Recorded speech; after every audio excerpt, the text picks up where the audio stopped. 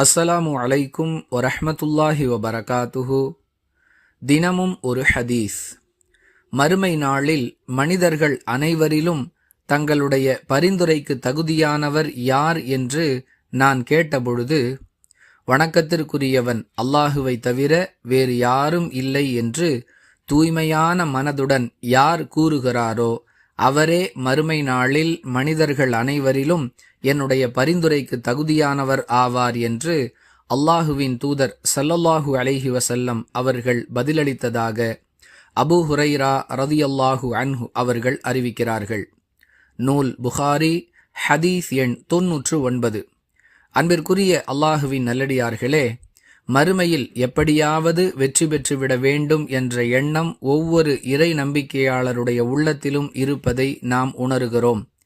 அப்படிப்பட்ட மறுமை வெற்றிக்கு துணையாக இருக்கக்கூடிய ரசூலுல்லாஹி ஸல்லல்லாஹு அலைஹி வஸல்லம் அவர்களுடைய பரிந்துரை நமக்கு வேண்டுமென்றால், நாம் சொல்லக்கூடிய இந்த ஏகத்துவ கலிமா என்பது வெறும் வாய் வார்த்தையாக இல்லாமல் மனதிலிருந்து தூய்மையான எண்ணத்துடன் வெளிப்பட வேண்டும் என்பதே இந்த ஹதீஸ் நமக்கு சொல்லக்கூடிய பாடம்.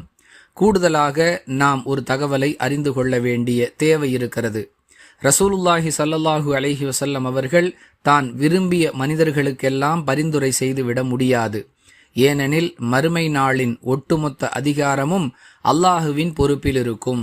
யார் இவ்வாறு தூய்மையான மனதுடன் இந்த ஏகத்துவ கலிமாவை மொழிகிறாரோ அவரை அல்லாஹ் ரசூலுல்லாஹி ஸல்லல்லாஹு அலைஹி வஸல்லம் அவர்களுக்கு அடையாளம் காட்டி அவருக்காக பரிந்துரை செய்யக்கூடிய ஒரு வாய்ப்பை நபிகளாருக்கு ஏற்படுத்தி கொடுத்து அவர்களை கண்ணியப்படுத்துவதோடு நமக்கும் வெற்றியை வழங்குவான் என்பது இதில் அடங்கியிருக்கக்கூடிய பொருள்.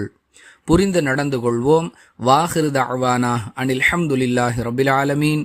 அஸ்ஸலாமு அலைக்கும் வரஹ்மத்துல்லாஹி வபரகாத்துஹு.